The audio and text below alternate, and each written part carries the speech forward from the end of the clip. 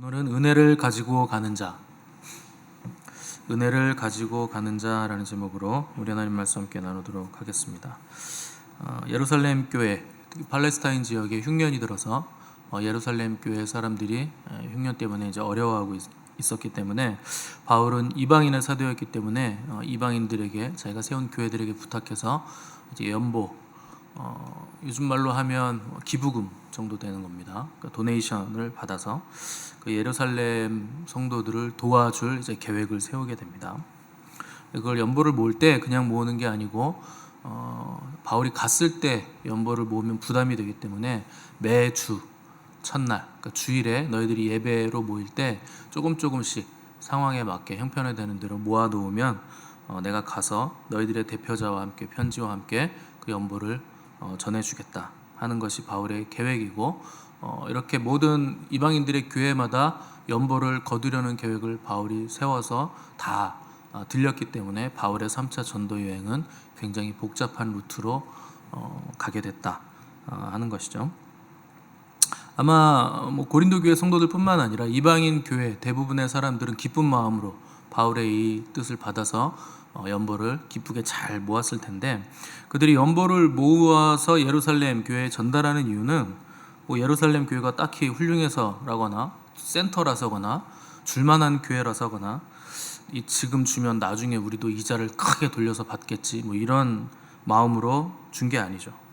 이방인들이기 때문에 유대인들에게서 나온 복음의 빛을 진 사람들이기 때문에 우리가 그 복음의 빛을 갚는다. 그리고 한 교회이기 때문에, 한 지체이기 때문에 지체들을 돌아본다. 그리고 우리가 받은 은혜, 예수 그리스도의 은혜를 우리가 헛되이 받은 것이 아니라 하는 증거가 되기 때문에 주님의 은혜에 감사해서 흔쾌히 연보를 모았습니다.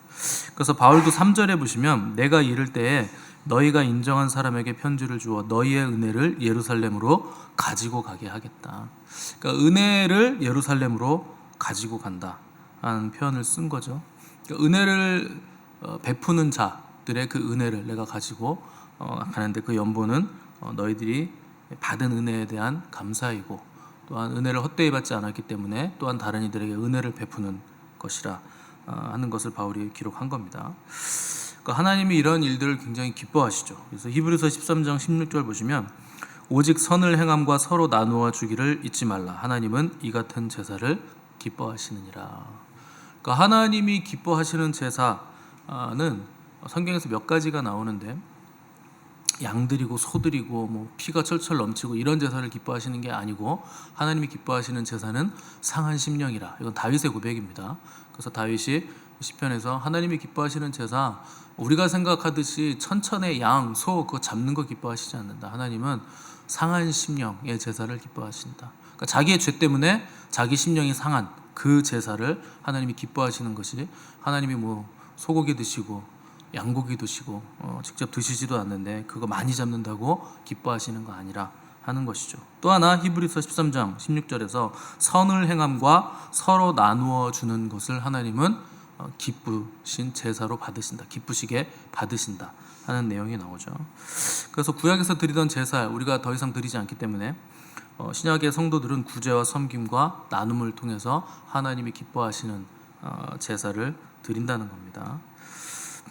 하나님이 기뻐하시는 제사이기 때문에 당연히 우리가 드려야 되는 거 마땅하지만, 사실 우리가 이런 제사를 드린다고 해서 구제도 하고 선행도 베푼다고 해서 당장 우리 삶에 무슨 큰 보상이 따르거나 또 하나님이 바로 갚아주시거나 하는 일들이 금방금방 일어나지는 않습니다.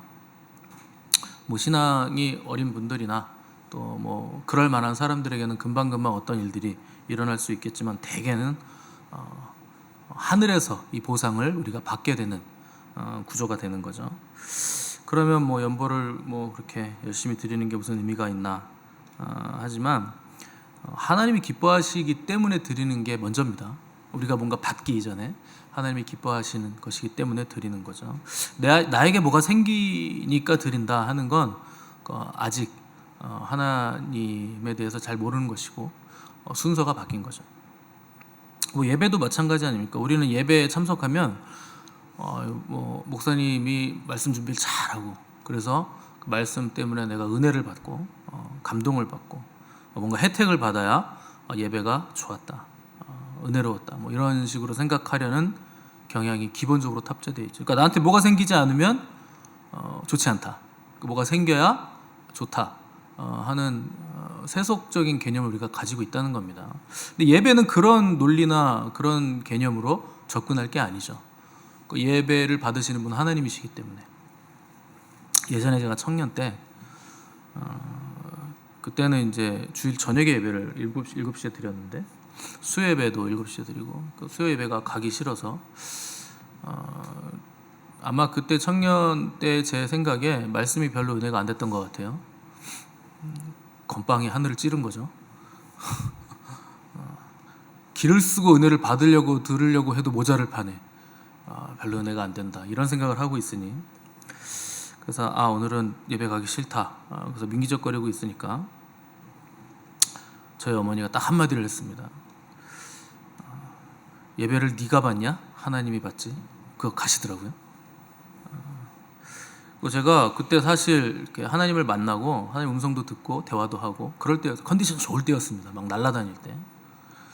근데 뒤통수를 한 대 맞은 것 같은 멍한 느낌이 들더라고요. 그래서 역시 권사 직분을 그냥 받은 건 아니구만.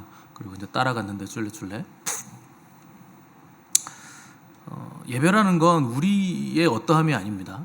예배는 하나님이 받으시기에 마땅하시기 때문에, 그분이 예배 받으시기에 합당하신 분이시기 때문에 드리는 거지, 우리가 뭘 얻고 받고 은혜를 이거는요 전부 다 부차적인 겁니다.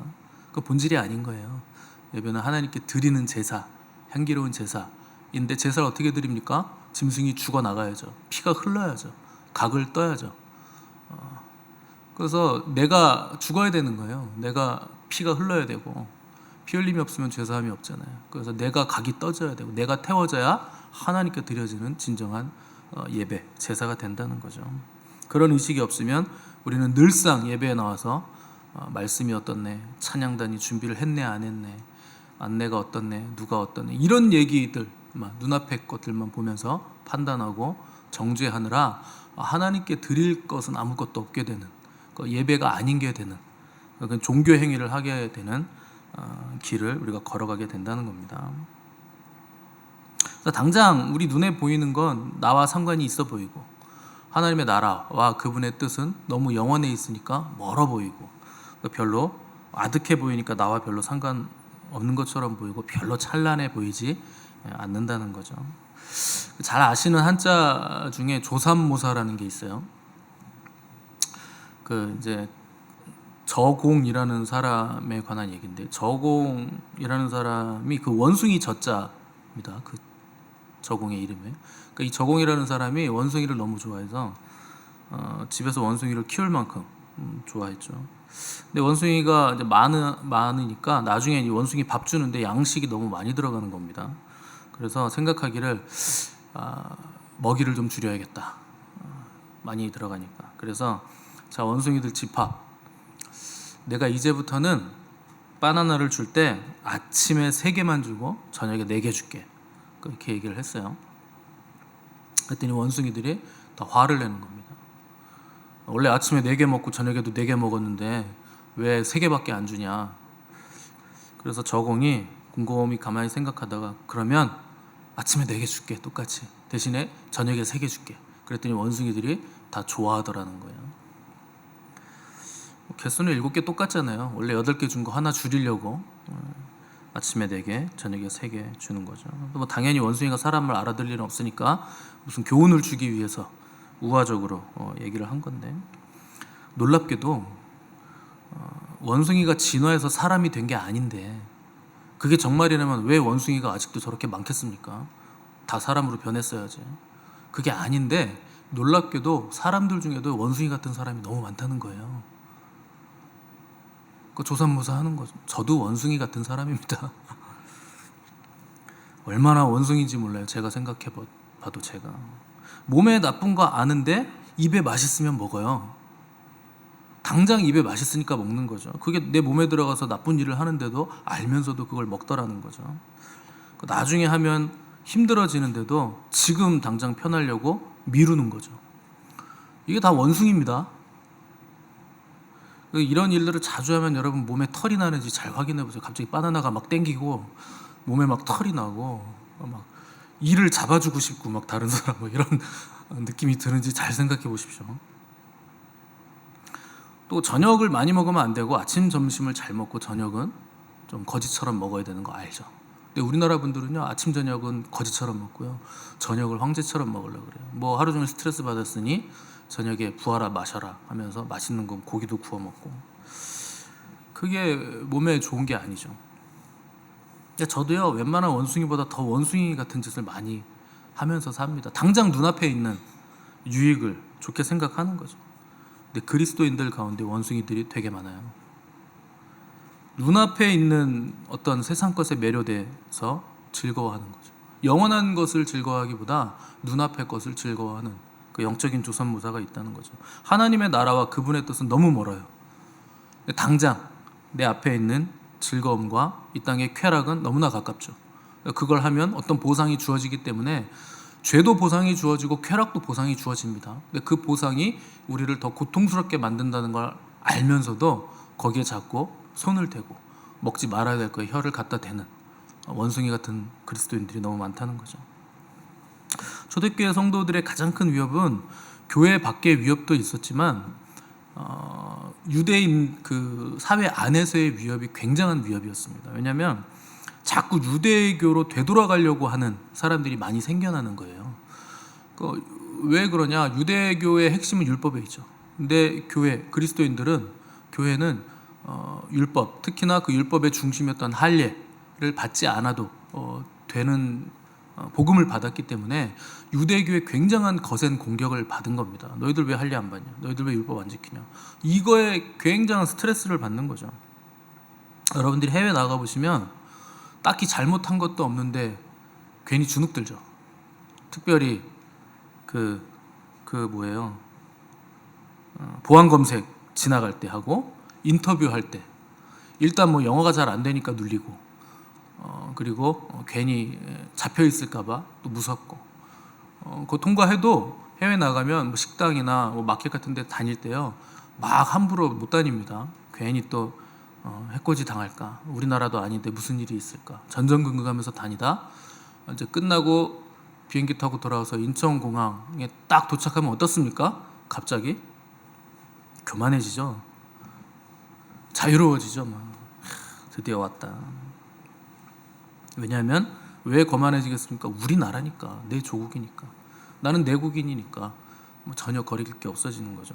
근데 기독교인들, 유대 사회 안에서 유대교에서 떠나서 기독교인으로 개종한 사람들이요 마치 그런 것 같은 거예요. 너무 부담스럽고 유대교 사람들의 시선이 굉장히 어려운 거죠. 그리고 기독교인으로서 유대 사회 안에서 살아간다는 건 굉장한 에너지를 써야 하는 일이 된다는 겁니다. 그렇기 때문에 자꾸 개종한 사람들이 유대교로 다시 돌아가는 사람들이 많이 생겨난 거예요. 그래서 바울이 히브리서에서 한번 비침을 받고 구원을 받았는데 다시 타락하여 되돌아가는 사람들은 다시 구원받을 수 없다. 이렇게 강하게 얘기할 정도로 유대교로 돌아가는 히브리인들이 너무나 많았다는 겁니다. 그래서 바울이 여기에는 영구한 도성이 없고 장차 우리에게 올 도성이 있다. 이 성이, 이 땅이 우리의 삶의 다가 아니다 라는 걸 굉장히 많이 강조했죠. 우리가 예수님을 믿는다는 게 편안한 삶을 살기 위해서라거나 어떤 쾌락을 추구하는 게 아니고 영원한 것, 장차 올 것, 영광스러운 그 승리, 거기에 있기 때문에 이 땅에 바로 눈앞에 있는 것을 선택하는 조삼모사 같은 일을 하지 말라 하는 것이죠. 그래서 15장 내내 바울이 얘기했던 건 뭡니까? 부활, 영광, 승리, 장차 다가올 새하늘과 새 땅, 이것을 계속 말하면서 그걸 선택하는 게 참된 지혜다 하는 것을 계속 반복한 거죠. 그 여러분도 한번 생각을 해보십시오. 잠깐의 기쁨과 영원한 기쁨이 있으면 여러분은 뭘 선택하시겠습니까? 여러분들이 실제 원숭이 짓 하는 거 말고 여러분들 생각에 당연히 영원한 거 선택하겠죠. 그럼 잠깐의 소유와 영원한 소유가 있어요. 어떤 소유를 가지시겠습니까? 영원히 머물되는지 뻔하죠. 가까운 거 먼저 선택하고 금방 내가 볼 수 있고 들을 수 있고 느낄 수 있는 것, 그거에 먼저 손을 갖다 댄다는 거죠. 그러니까 우리가 받은 은혜는 결코 작은 은혜가 아닙니다. 하나님의 아들이 죽으셔야 했던 은혜예요. 우리가 값없이 받은 거지 이게 값이 싸서 공짜로 받은 게 아닙니다. 값을 치를 수가 없어서 값없이 받은 거예요. 그 어떤 것으로도 우주에 있는 그 어떤 것으로도 값을 치를 수 없기 때문에 이건 값없이 받는 거죠. 여러분들이 뭐 공기 계속 쉬면서 공기값 냅니까? 그건 값을 못 치러요. 숨 쉬는 것도 값을 치를 수가 없는 정도인데 하나님이 나의 죄를 위해서 대신 죽어주셨는데 어떤 가지고 있는 그 어떤 것으로 값을 치릅니까? 그래서 값없이 공짜로 우리에게 이게 부여된 은혜지만 이 은혜를 주시기 위해서 하나님의 아들이 죽으셔야만 됐고 이 은혜 때문에 하나님은 허리가 휘셨죠. 고생을 많이 하셨죠. 그러니까 우리는 이 은혜를 받은 게 너무 쉬워 보인다는 겁니다. 그러니까 어떤 선택을 할 때도 굉장히 쉽게 하는 거예요. 근데 우리가 받은 은혜 결코 그런 만만한 은혜, 쉬운 은혜가 절대 아니라는 거죠. 그 사람이 생각하고 느낄 수 있고 만질 수 있는 건 전부 다 밖의 것이에요. 쉽게 보이고 쉽게 만질 수 있는 거, 당장 결과가 나타나는 거 전부 다 밖의 거죠. 그런데 중요한 건 속사람입니다. 내 안에 있는 것이 중요한 것이고, 은혜는 밖의 것으로 오는 것도 은혜이긴 하지만 진짜 은혜들은 그렇게 오지 않습니다. 대개는 성령님을 통해서 은혜가 와요. 성령님은 우리 안에 계시죠. 성령님은 하나님이세요. 그래서 우리의 이해와 상상과 생각을 초월하죠. 우리가 어떤 높은 생각을 하더라도 하나님의 생각에 미치지 못합니다. 바람이 임으로 불며 어디로 와서 어디로 가는지 알지 못하나니 성령으로 난 사람도 그와 같으니라. 그러니까 우리가 성령님을 순종하고 따라가면 우리가 생각하지도 못한 일, 우리가 생각하지도 못한 장소, 우리가 생각하지도 못한 정도의 일을 우리가 만날 수 있게 된다는 거죠. 그래서 우리가 항상 기도할 때는 내 뜻을 구할 게 아니고 하나님의 뜻대로 기도를 해야 된다는 겁니다. 하나님을 우리 수준으로 자꾸 끌어내리면 안 돼요. 훨씬 더 높습니다. 그래서 하나님은 내 생각은 너희 생각과 다르다. 하늘과 땅의 차이만큼보다 더 많이 나는 거죠. 그래서 내가 아무리 똑똑해도 하나님의 가장 어리석은 것보다 더 어리석다 하는 거죠. 그래서 하나님의 뜻대로 기도할 때 우리가 하나님의 놀라운 역사를 볼 수 있고 만날 수 있고 만질 수 있게 돼요. 그래서 방언 기도가 중요한 겁니다. 방언 기도는 하나님의 뜻대로 하는 영의 기도이기 때문에 방언은 굉장히 귀중한 은사가 되는 거예요. 누가 뭐라고 해도 방언을 하시는 분하고 안 하시는 분하고는 많이 차이가 납니다. 우리 고린도전서 2장 한번 가보죠. 이미 뭐 본 성경이긴 한데 2장 9절 에서 11절, 265페이지 2장 9절에서 11절 12절 제가 읽겠습니다. 기록된 바 하나님이 자기를 사랑하는 자들을 위하여 예비하신 모든 것은 눈으로 보지 못하고 귀로 듣지 못하고 사람의 마음으로 생각하지도 못하였다 함과 같으니라. 오직 하나님의 성령으로 이것을 우리에게 보이셨으니 성령은 모든 것 곧 하나님의 깊은 것까지도 통달하시느니라. 사람의 일을 사람의 속에 있는 영외에는 누가 알리요. 이와 같이 하나님의 일도 하나님의 영외에는 아무도 알지 못하느니라.